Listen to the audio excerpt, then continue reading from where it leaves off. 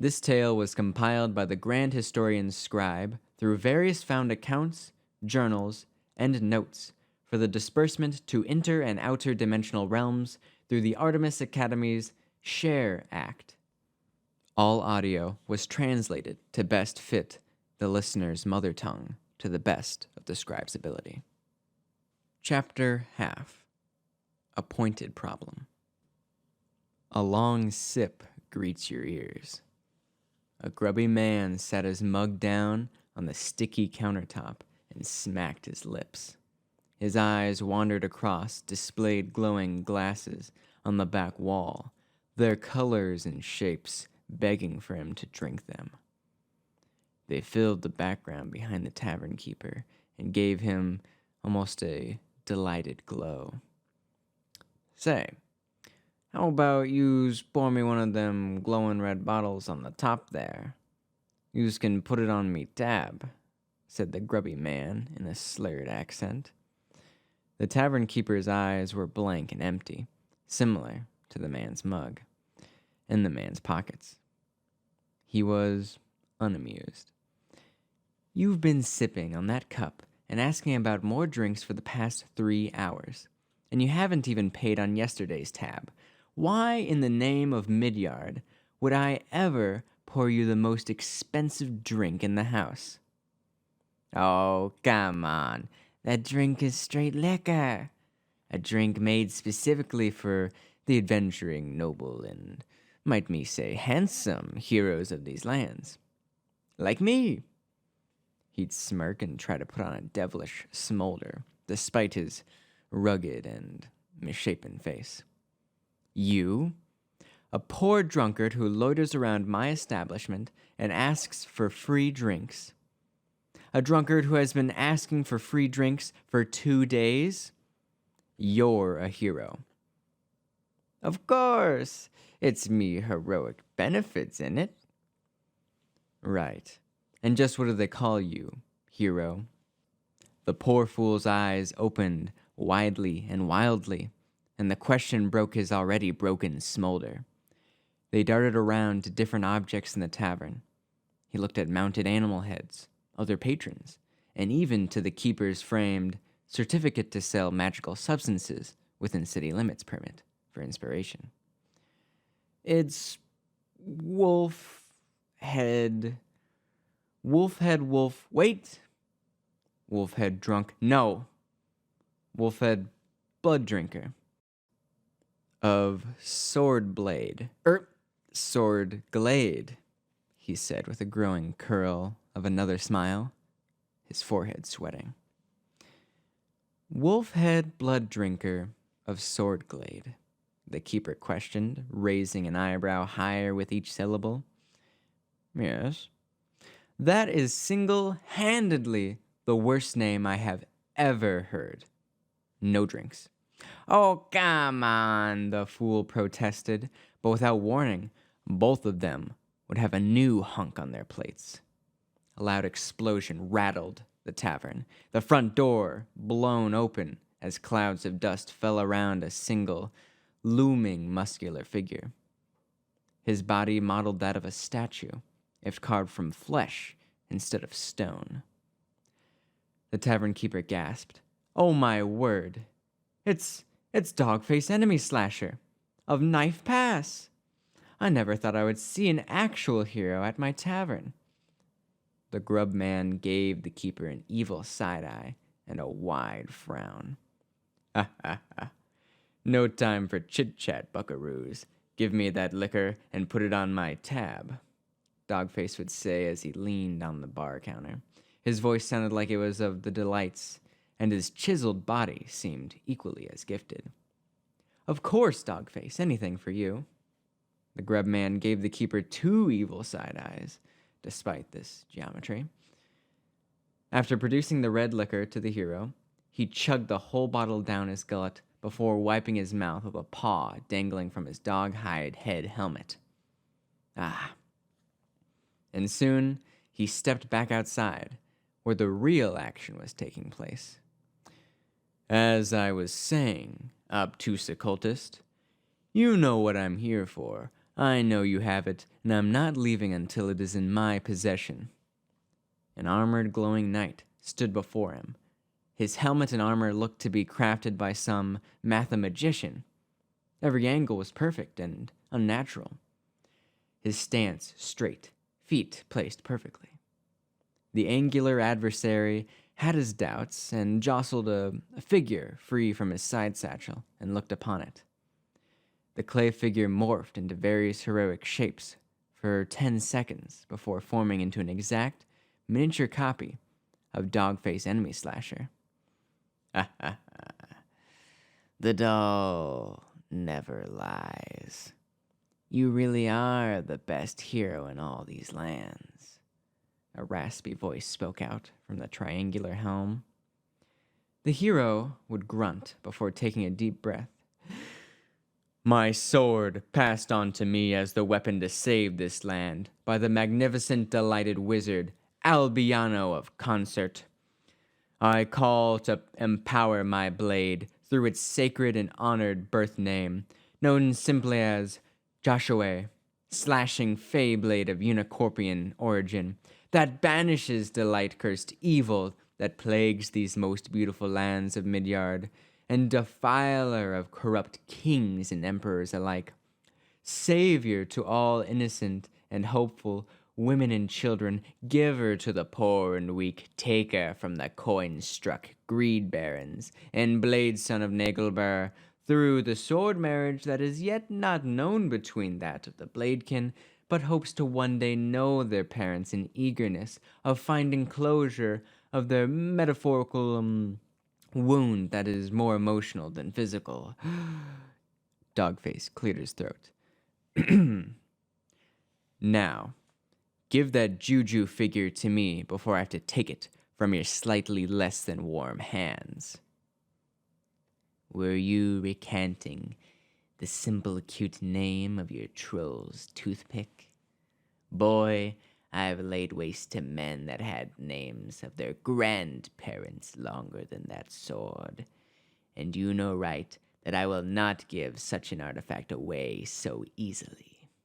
The Pythagorean man stood there for a moment before unsheathing his sword in one swift motion. It was baked in crimson. Was it blood?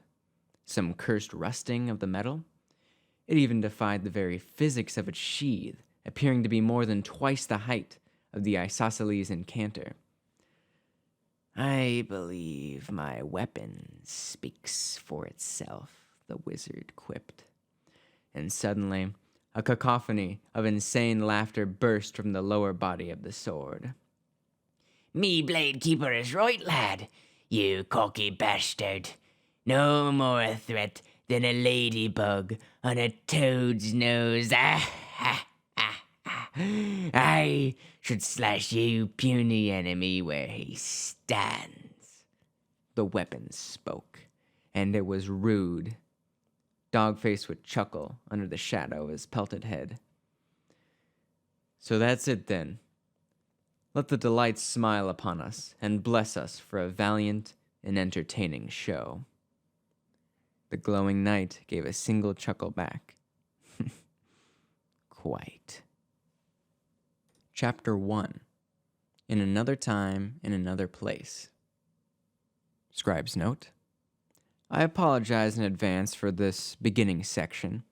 One of the most thorough descriptions of the Bimble Farm fire was taken from one source, an inebriated farmer who was half-conscious at the base of a tree, which was conveniently found at the top of a towering hill.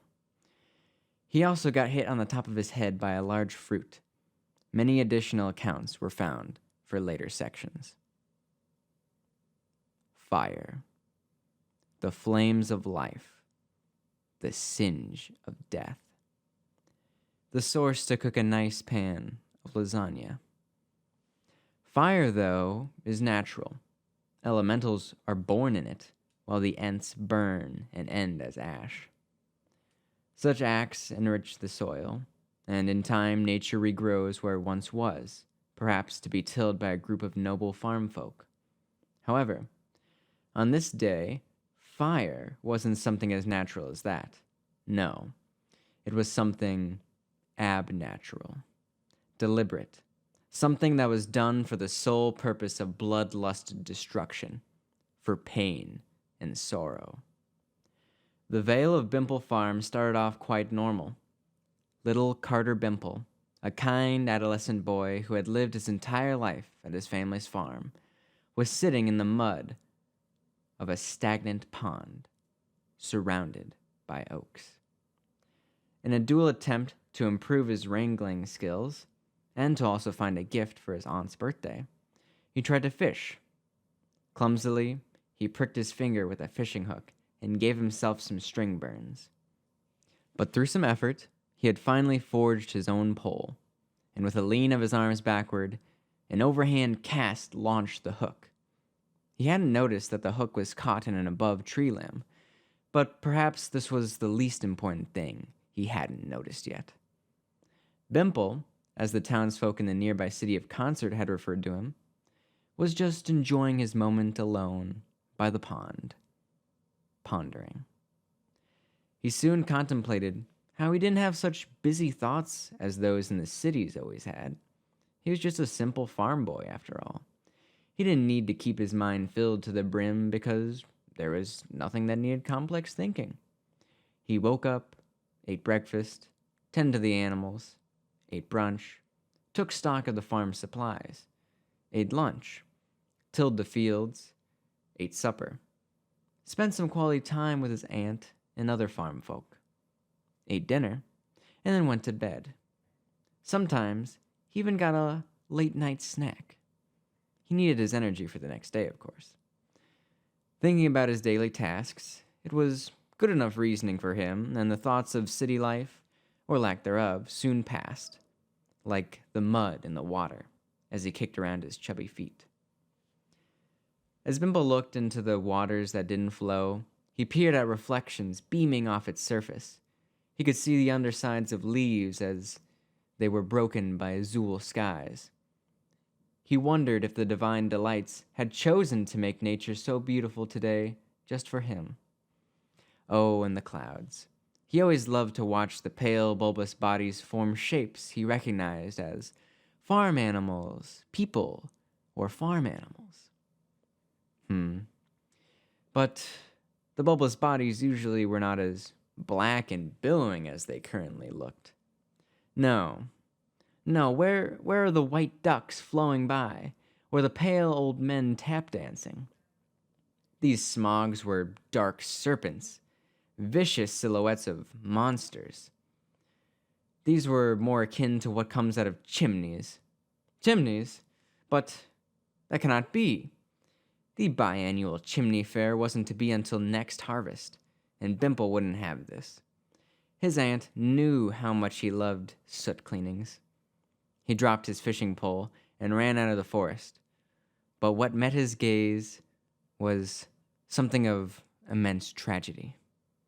His home was set ablaze.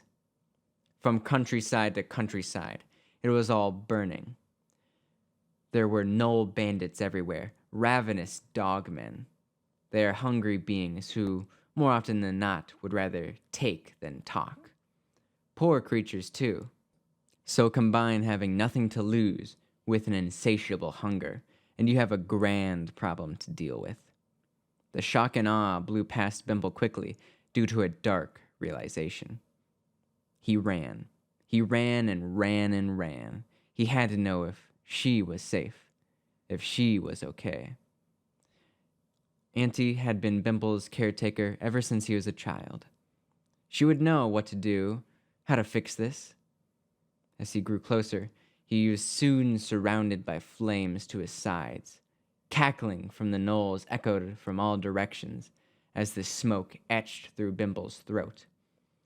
His eyes and thighs were equally burned, but he had to keep running.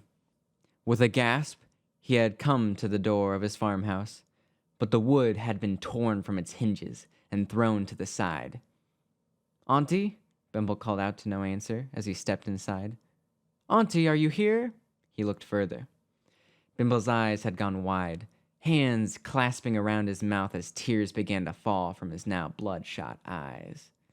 There lay the severed head of his aunt. He picked it up swiftly. "Oh, Auntie," he sobbed. He held it, reminiscing about the shared times they had, the walks in the forest, the tending to the crops, the eating of dinners. But suddenly the head breathed. Carter. Auntie, you're alive?" "No, I have fallen ill to an axe," Auntie's head said through rough breaths. Bimple sobbed once more. "Carter, you must do something for me." "Oh, anything, anything." "You must run. Run as far as you can from this burning place to the city. Concert." "But Auntie, I've never been. I'm scared." He was.